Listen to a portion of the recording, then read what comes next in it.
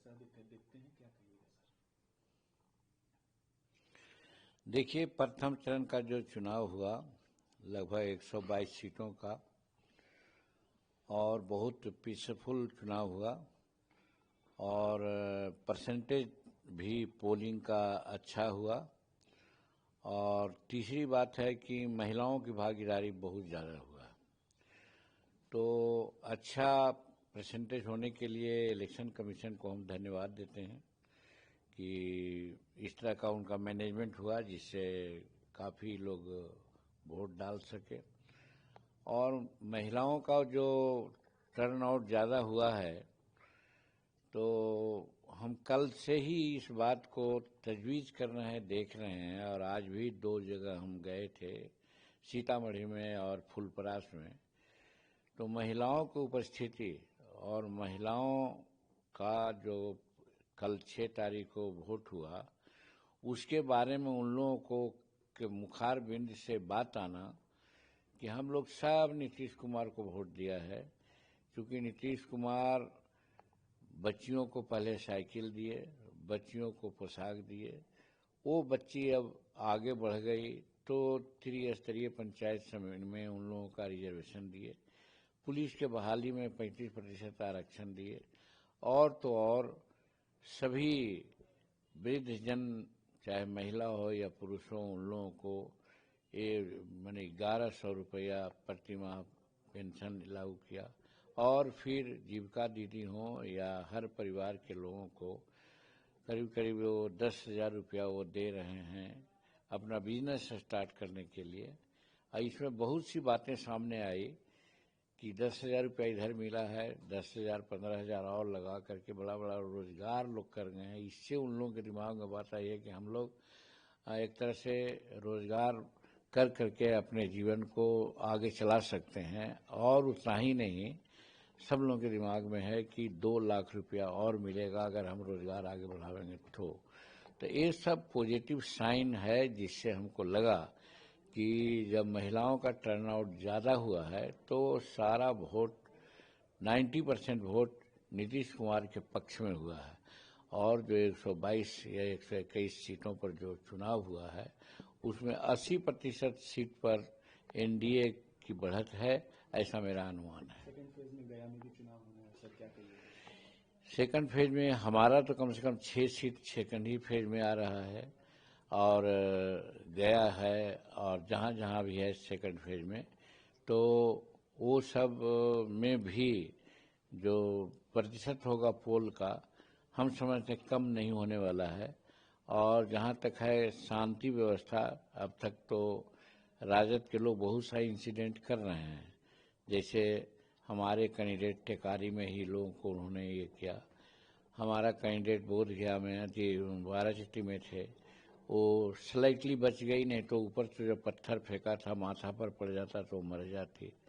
वो देखे कि आप यहाँ लखीसराय में विजय सिन्हा के साथ कुछ घटनाएं घटी, तो जानबूझ हमारा इमामगंज में भी झंडा सामने तोड़ना पटना करना, इस तरह का वो कुछ न्यूसेंस क्रिएट कर रहा है। और ऐसा वो कर रहा है कि लोग प्रतिकार करें तो हंगामा हो जिसका उनको लाभ मिले। लेकिन हम लोग सब लोगों को कर दिया है, कुछ भी वो करें हम लोगों को हंगामा नहीं करना है, क्योंकि वो मान गया है कि हम चुनाव हार रहे हैं। इसलिए हल्ला हंगामा कर करके एनडीए को बदनाम करने के चक्कर में है।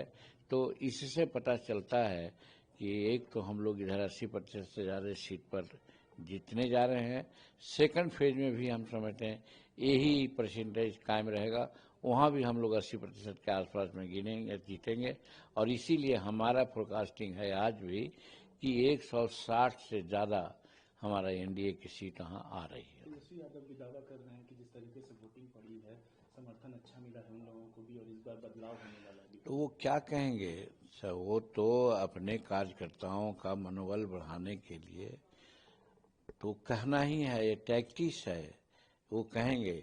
लेकिन आप इसी बात से सुनिए, जब महिलाएं, हमारे अत्तरी का कल एक कहानी है, यादव परिवार है, एक महिला अपने मर्द को डांट रही है, न बल्कि उसको पटक करके उसके सीना पर अपना पैर दबा के कह रहे हैं कि लाज शर्म नहीं लगता है, कि 10,000 रुपया सरकार दे रही है तो आप क्या है, नपुंसक हैं, हिजड़ा हैं कि 10,000 रुपया का यूटिलाइज नहीं कीजिएगा।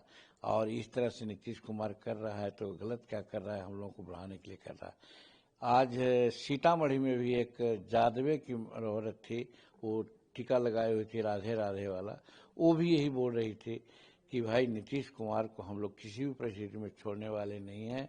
वो हम लोगों को आगे बढ़ाने का काम किया है, जीविका दीदियों को करोड़पति बनाने की, लखपति दीदी बनाने की बात किया है, तो हम उनको कैसे छोड़ें। रही बात दूसरा लोग जो ये वादा कर रहा है तो वो सत्ता में आएगा तभी ना, अब ये तो सत्ता में ऑलरेडी हैं, तो जो हमारे सामने है उसको ना देखेंगे।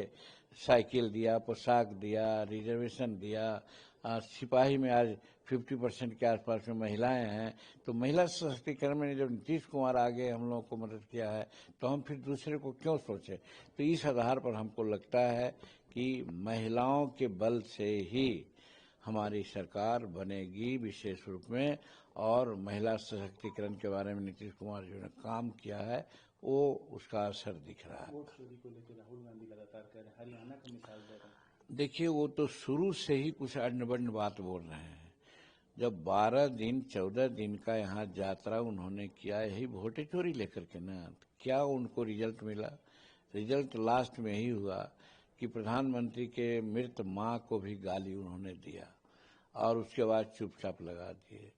वो तेजस्वी को एक्सपेक्टेशन था कि जब हम उनको प्रधानमंत्री का कैंडिडेट मान लिया है तो हमको भी मुख्यमंत्री का कैंडिडेट मानेंगे, लेकिन ऐसा न मान के चुपचाप बैठ गए वहाँ। तेजस्वी जी वहाँ जाके मनौती उनौती किए हैं तो इधर फिर वो अपना यहाँ का चरण दिए हैं, लेकिन चरण दिए हैं तो बहुत बड़ा काम कर गए हैं। और काम ये है कि हमारे हिंदू सेंटिमेंट के साथ पूरा खिलवाड़ किए हैं कि हमारा पूर्वी उत्तर प्रदेश और बिहार में हमारा छठ पर्व महापर्व माना जाता है और इससे सुंदर उससे शुद्ध पर्व कोई नहीं माना जाता, उसमें उन्होंने कह दिया कि नाटक है। तो इस तरह से हमारी भावनाओं के साथ उन्होंने खिलवाड़ किया है। तो वो तो विदेश में जाते हैं तो भारत के खिलाफ बोलते हैं, तो क्या वो बोल देंगे क्या न बोलेंगे, इतना गंभीर पद पर हैं वो, नेता विरोधी दल हैं और ऐसी ऐसी बच्ची बात बोलते हैं।